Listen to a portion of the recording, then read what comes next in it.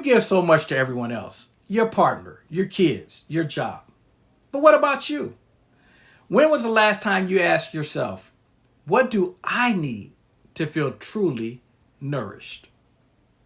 Welcome back, Uplifting Life Partners, to Marriage Mastery Uplifters Podcast, Cultivating Extraordinary Connections. The podcast dedicated to helping you build a stronger, more joyful, and resilient marriage. I'm your host, Ron Simplified Myers. Let's ignite possibilities together.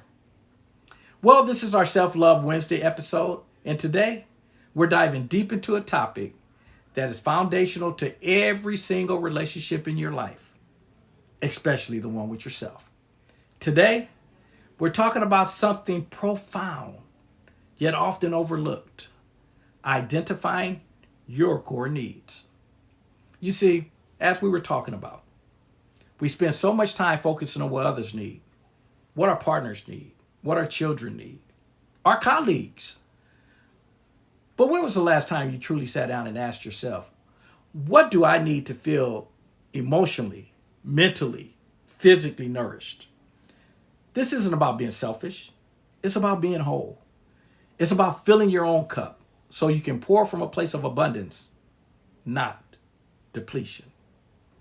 So throughout this episode, we're going to explore 3 key ingredients. Had to make sure there was 3. Number 1, emotional nourishment. What makes you feel loved, supported, and connected? Number 2, mental nourishment. How do you stimulate your mind and feel intellectual peace? And number 3, physical nourishment. What does your body need to feel energized, healthy, and vibrant? We'll break down these categories, share some practical exercises, and give you a clear roadmap to start your journey of self-discovery. This episode is a gift to yourself. So grab a cup of coffee, tea, find a cozy spot, and let's begin. Let's start with this emotional nourishment. Think of your emotions like a garden. If you don't water it, tend to it, provide the right sunlight, it withers. Our emotional needs are the water and sunlight for our souls. Now, here's a common mistake that too many people make, and that's expecting your partner to be the sole source of our emotional fulfillment. While a healthy partnership is a beautiful source of support, it's unfair and unsustainable to place all that pressure on one person. By the way, your emotional needs, they're your responsibility first and foremost. So how do you identify them? I want you to ask yourself these questions. When do I feel truly seen and heard? Is it when a friend listens without judgment? Is it when you journal your thoughts? What makes me feel a sense of belonging and connection? Is it a weekly coffee date with a sibling, a book club, volunteering in the community? What activities bring me joy, peace, and a sense of calm? Is it listening to music? Taking a walk in nature? Oh yeah, that hot bath with the Epsom salt. Your answer to these questions, they're clues. For some, emotional nourishment is about connection. For others, it's about solitude. It's important to honor your unique wiring. For example, my partner might be nourished by a big social gathering. That's me. While I might be completely drained by it. That's not. I'm nourished by a quiet evening with a good book. I can do that also. Just remember, there is no right or wrong.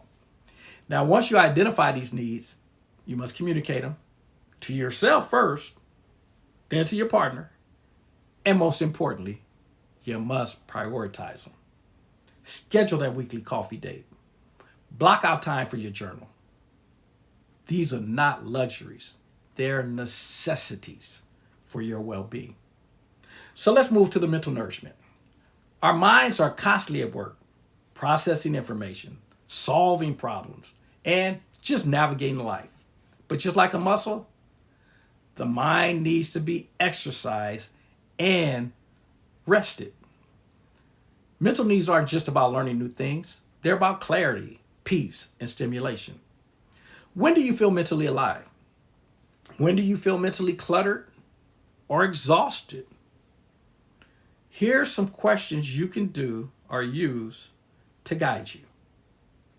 What activities stimulate your mind in a positive way? Is it learning a new language, solving a puzzle, reading nonfiction, taking an online course? What does mental rest look like for you? Is it a digital detox? Yes, this means turn off all electrical gadgets.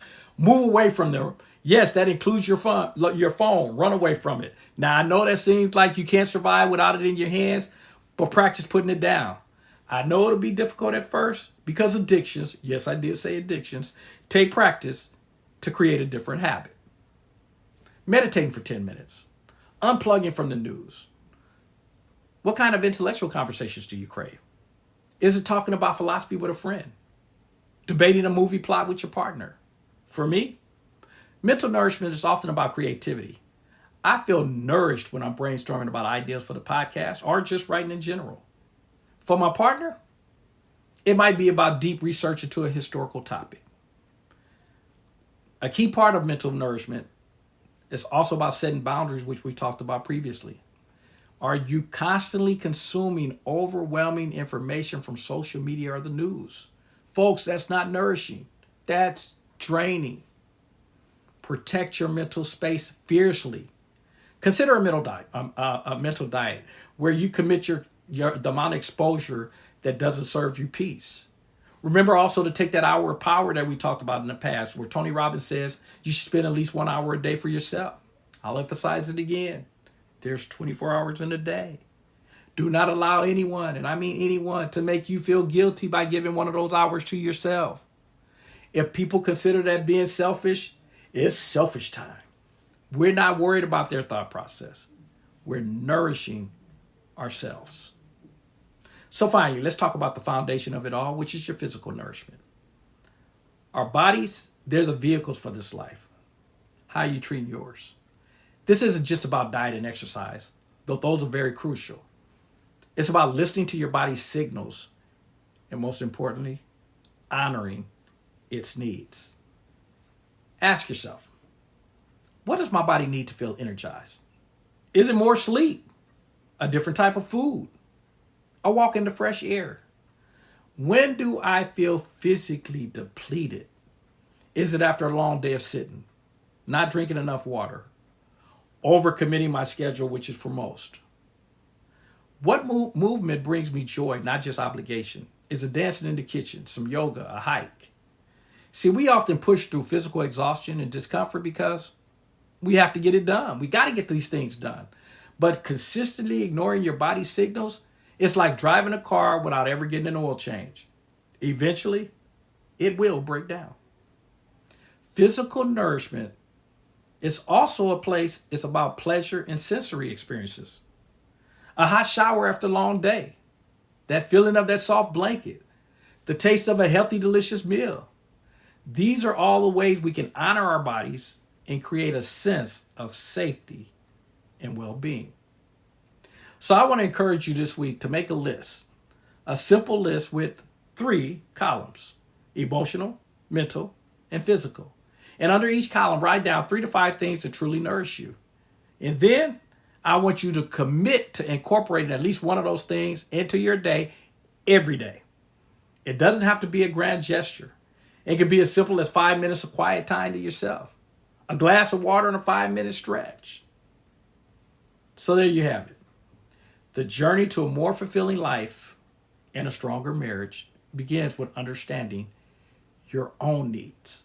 When you're full, you can show up as the best version of yourself, not just for your partner, but most importantly, for yourself. Folks, I want to thank you so much for joining me today on Marriage Mastery Uplifters podcast. Remember, self-love isn't a destination, it's a practice. And today, you've taken a powerful step on that journey. We'll be back next week for another edition of Self-Love Wednesday. Until then, keep building, keep loving, and keep mastering your marriage, one intentional step at a time. For more exclusive training, deeper dives, behind-the-scenes content, our books, video series, and the Simplified Uplifters apparel, which is our online clothing store, make sure you download the Simplified U app inside the Google Play and Apple Store. That's our one-stop shop for all of our resources, or the website, simplifieduplifters.net. which is actually a duplication of the app. All the information it's going to be located in the show notes. Folks, if you found value in today's episode, we'd also appreciate you sharing it with others.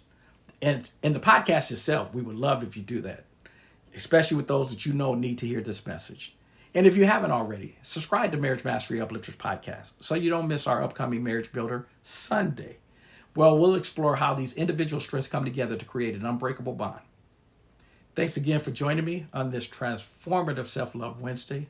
Until next time, and again, I know today was a short one, but nurture your soul, protect your energy, be kind to yourself, and build the marriage of your dreams. Most importantly, remember your power. You are extraordinary.